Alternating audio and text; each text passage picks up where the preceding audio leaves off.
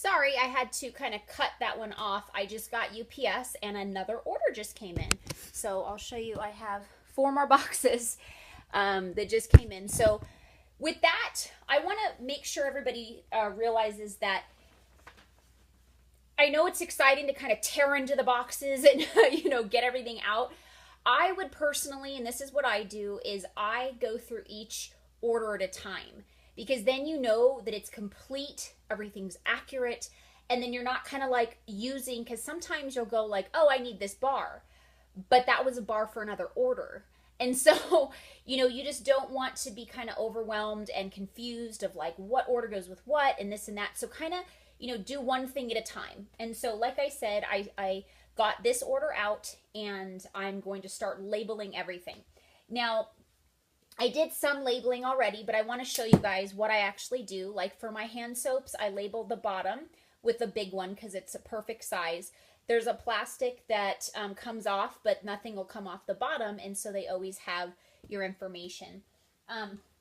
As far as a bar, I label the inside, which I put at the top because that's not going to cover up any English writing. There's actual, you can barely see it, but there's actual writing there. And so you don't want to cover up anything that's in English. So this is all, unless you're in a different country. So whatever language you read and that you're selling to your customers, you want to make sure is clear.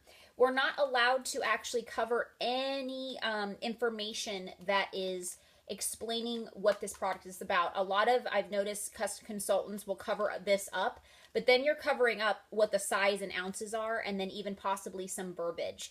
So also you're risking the label to slowly peel off and look ugly, and then they don't even have your information. So putting it on the inside protects it, so it stays nice, it stays on the on there, and then that every time they open it up to smell, they see your name. See, personally, I don't know if everybody else does. Some people open like this, but I personally open this way, so that's the first thing I see is my name. So that's me, so I'm going to do it the way that I would do it. So you may make it the other way around, it's up to you, but this is what I've found works best for me. As far as a scent circle, I put it at the bottom of the cellophane, and the reason why is because I want to encourage my customers to keep the cellophane on during the hot summer months. Clip the top of it, just put, take this package part off, it's stapled, and then just clip a small little insert, and then take this string and pull it out and hold it on. Keep the cellophane on, because if it does get too hot, the oils will not drip onto the dashboard, and then they see my information. So when they need to reorder, they got it. They have my information. Just kind of reminds them to make sure they jot my information down before they take the cellophane off and throw it away. Same thing for the scent packs. These are, sometimes they're a little strong for people. So people will actually put like a plastic badge, a lunch baggie, over their scent packs, especially Scentsy Buddies, because it may be too strong for the child. So I just suggest for them to keep this plastic on and just open it up at the bottom, which is kind of like just sealed right here. And then you still have your information on it. And so when they need a new one, they know how to get it. So that's my personal, again, everything I do is just why I'm explaining why I do it. You may find a better way for you. The hand sanitizers I put here because I used to open it up at the bottom because it's sealed right here. And I would put them on each individual. This is up to you how when you're getting your business going and you really need those customers, I would invest, which I did in the beginning, in labeling every tiny little piece of information and an item, because every time they see your name, it's going to lock your name into their brains as their consultant. So whether they rip it off or not, every time they see your name, they start to psychologically believe that you're their personal consultant. So it's up to you, but that plastic comes off and then it's gone. So what you want to do, just make your choice. But for now, I just put it on the box. This is something that for plugins, I personally think is a great opportunity, because a lot of people think you can't label plugins, but what I've decided to do and found to do works well is I label right underneath. There's nothing under there. it is perfect. It just lays right over the top, and then when they plug it in, you can't even see it. It's not like it's marking up their products with your name. Nobody would know it was there unless they unplugged it and looked, and what you want them to do, so if anything happens to their plug-in, the electrical doesn't work anymore, or they just need more bars, they have your information. So I've had people say, oh, well, I wouldn't want somebody messing up my, products or whatever with their information. But the way I look at it, it's a business, and I'm not going to be able to serve you unless you know how to get a hold of me. So I put it on. If they choose to take it off, then that's their prerogative. But again, the way it's on, you can't tell. It's not like it's making their products look ugly or altering the look of the product. So that's the way I choose to do it, because it's benefiting them as well as myself and my business.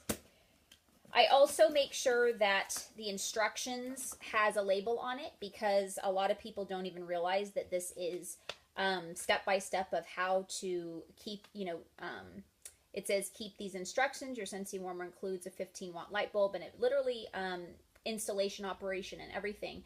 And so I put the label on there so they can reorder as well, or if they have any questions about the warmer. On the box, I put a $99 start your business on everything, because obviously that is the goal, is to get as much help as possible, especially with Scentsy fundraisers. This packet alone, just this one, is a $413 packet. So this person knows a lot of people, and as you can see, this is a lot of customers. And so for them to join, they would already have built-in customers that these people could just go straight to them, and they wouldn't have to worry about, contacting me. But they know this person that did this, and what I noticed is that they were very organized. They pretty much, I'm going to show you, they marked paid, they put the person's name, they filled in every spot, they even did a tally subtotal at the bottom. And what I noticed is that they had all the cash and checks written out perfectly on the order forms, with checked in the box. And that shows me, see how this one was marked cash. This is all what they did. And so to me, that is signs of a very great, successful Scentsy consultant to run a home-based business, because she is doing everything that I would do. And so I explained that to her. And so what I did is, I have a little note here. Her name is Sharito, and I have a note here that I spoke to her about one of her customers, and that I told her about the opportunity with joining, and she said she would be interested in seeing a join packet. So that is a note to me that I need to put a join packet in her actual order, and then I would follow up with a thank you, make sure she got her order correctly, everything was good, and when can we set up a meeting to actually meet to talk about you becoming a consultant. So again, how did I approach that? I approached it like this is something she's going to do. It's not like I'm wondering if she wants to do it. It's, you'd be silly if you didn't. And of course, she may still say no, but the way I approach it is that this is an opportunity for you, and I'm actually have something to offer. So make sure that you believe that, and you'll be surprised that people are also going to believe what you believe, because they need to know that you have the confidence in them to get started. So anyways, that's what I did. As far as on actual warmers, the bigger ones, I put now this is something, now that the light bulbs are bigger now. I mean, not bigger.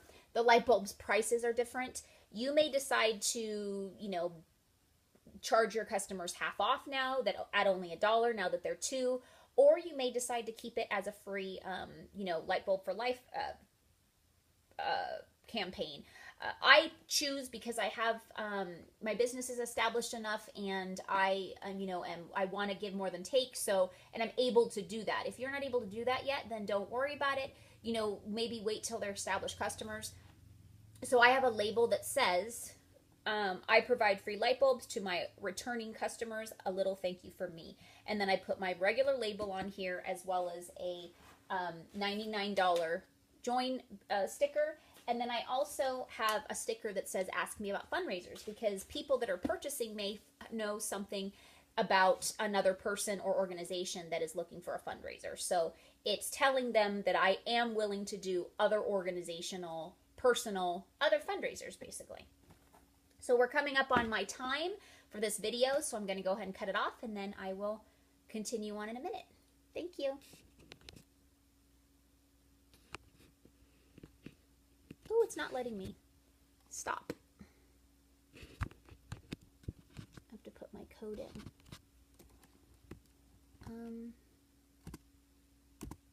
Let's see.